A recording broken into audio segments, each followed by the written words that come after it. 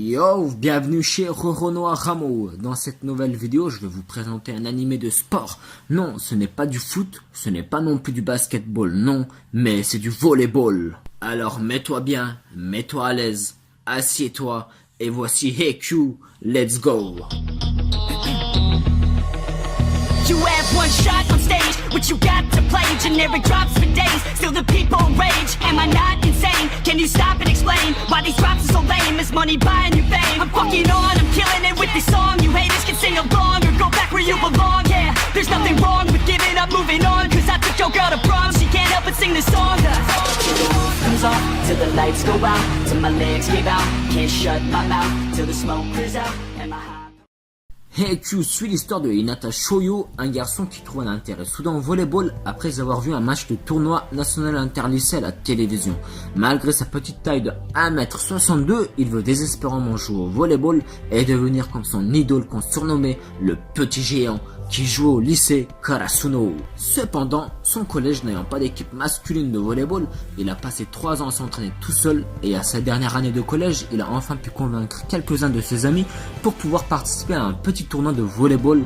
Même si Hinata se débrouillait, évidemment ses amis n'ayant aucune expérience au volleyball ont été complètement dominés et éliminés du tournoi dès le premier match par l'équipe de Tobio Kageyama, qui est d'ailleurs considéré comme le roi du terrain. Après le match, Hinata défie même Kageyama en lui disant «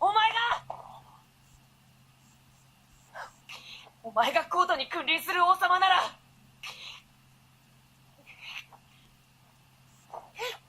そいつを倒して俺が一番長くコートに立ってやる」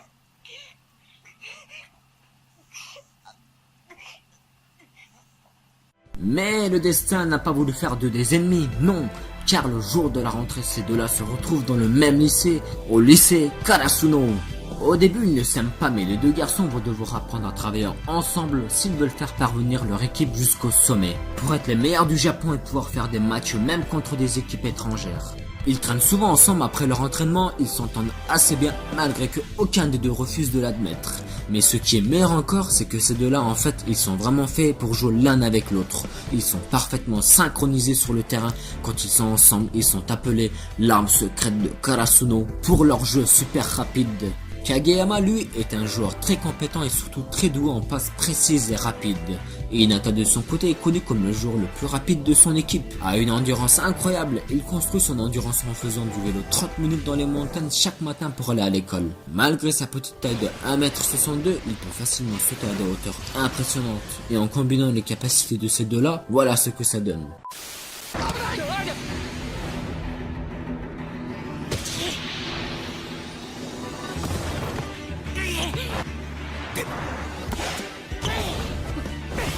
身につけた全部でなら戦える。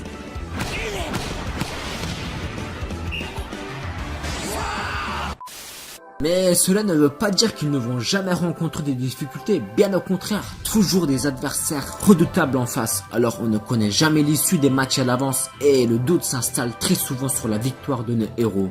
Les personnages en tout cas sont tous très attachants et l'anime n'est pas seulement ciblé sur les deux personnages principaux, ce qui rend l'anime beaucoup plus intéressant avec plein de rebondissements. Il y a vraiment un bon développement de l'équipe, chaque joueur compte beaucoup, chaque joueur a son importance et son rôle à jouer. Sérieux, il n'y a pas un joueur que je n'aime pas dans l'équipe de Karasuno.